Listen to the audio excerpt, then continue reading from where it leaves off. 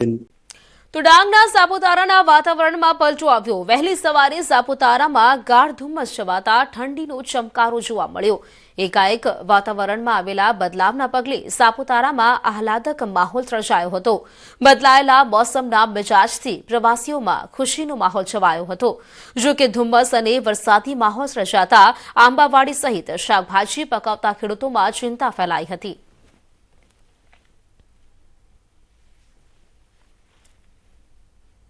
તો રાજ્યમાં હજુ પણ કમોસમી વરસાદનું સંકટ છે। વરસાદની આગાહીના પગલે દ્વારકા જિલ્લાના ખંભાળિયા તાલુકાના ગ્રામ્ય વિસ્તારના ખેડૂતોના ખેતરમાં પડેલો તૈયાર પાક સાચવવા માટે કામે લાગ્યા છે।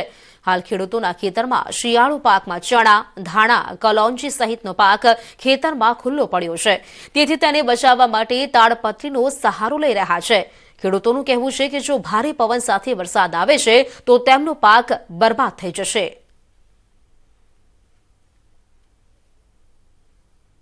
मानो कि लगभग 100% में 5% खेडूत है एवं है कि जेने घासचारो साचववाना गोडाउन है।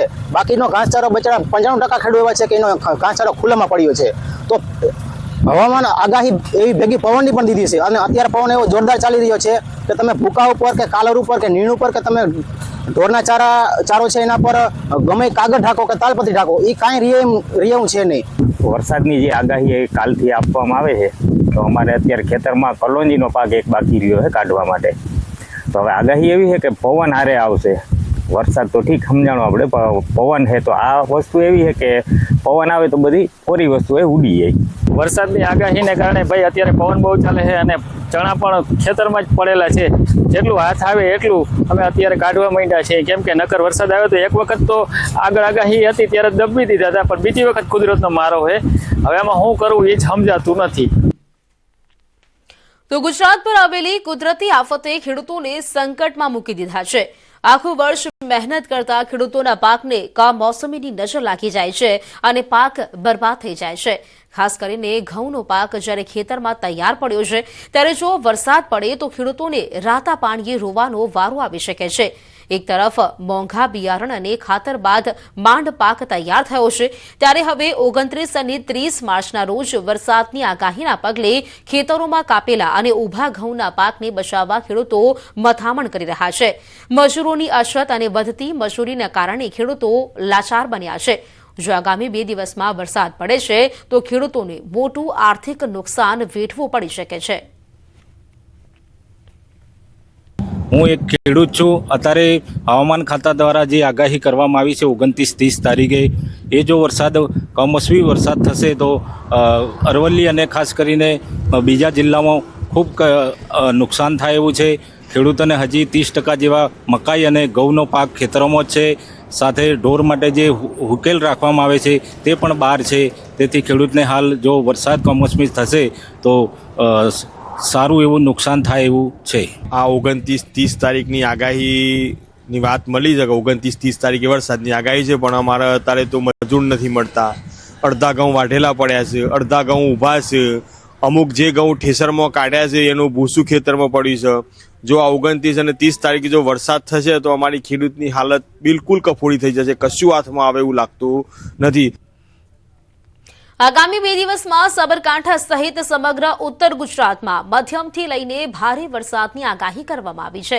ત્યારે આ વખતે અગમચેતી એ જ સલામતીના સૂત્ર હેઠળ તંત્ર અત્યારથી જ કામે લાગ્યું છે। સાબરકાંઠા જિલ્લા વહીવટી તંત્રએ ખેડૂતોનું તૈયાર થયેલો પાક વરસાદ થાય તે પહેલા જ સલામત સ્થળે ખસેડવા માટે સૂચનો કરાયા છે।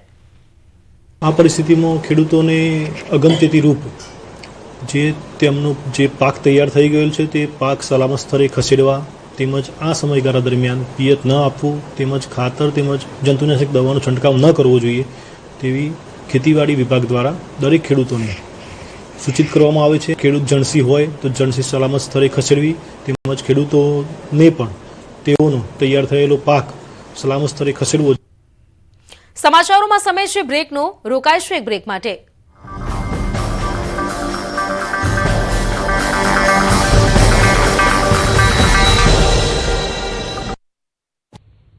હજુ 19 માર્ચે પડેલા માવઠાના ઘા તાજા જ છે ત્યાં ફરી ખેડૂતો માટે મોટું સંકટ તોડાઈ રહ્યું છે. આગામી 20 દિવસ ખેડૂતો માટે આકરા રહેવાની આગાહી અંબાલાલ પટેલે કરી છે. દેશના ઉત્તરીય ભાગોમાં મજબૂત પશ્ચિમી વિક્ષેપો આવી શકે છે, જેના કારણે 60 થી 70 કિલોમીટરની ઝડપે પવન ફૂંકાઈ શકે છે. એવો પવન ફૂંકાઈ શકે છે કે કાચા મકાનના છાપરા ઉડી જશે. આ પશ્ચિમી વિક્ષેપની અસર ઉત્તર ગુજરાતથી મધ્ય ગુજરાત સુધી રહેવાની સંભાવના છે. ખાસ કરીને બનાસકાંઠા, સાબરકાંઠા, અરવલ્લી અને પંચમહાલમાં કમોસમી વરસાદ પડવાની અંબાલાલે આગાહી કરી છે. આજે આ સિસ્ટમ સક્રિય થશે, જેના કારણે 28 માર્ચથી 3 એપ્રિલ સુધી ભારે પવન સાથે વરસાદની આગાહી કરાઈ છે. ભારે પવનના કારણે આંબાવાડીને ભારે અસર થવાની સંભાવના છે. એક પછી એક વેસ્ટર્ન ડિસ્ટર્બન્સ આવશે. 5 એપ્રિલે, ત્યારબાદ 8 થી 16 એપ્રિલમાં પણ એક પછી એક પશ્ચિમી વિક્ષેપની અસર ગુજરાત સહિત દેશભરના ભાગોમાં રહેવાની સંભાવના છે. ગુજરાતમાં જોઈએ તો ઉત્તર ગુજરાતના ભાગોમાં ખાસ્સા પવનના તોફાનો સાથે આ સિસ્ટમ મજબૂત સિસ્ટમ આવી રહી છે. લગભગ કેટલાક રાજસ્થાનના કેટલાક શહેરના ભાગોમાં તો 60 થી 70 કિલોમીટર પવન ફૂંકાય છે.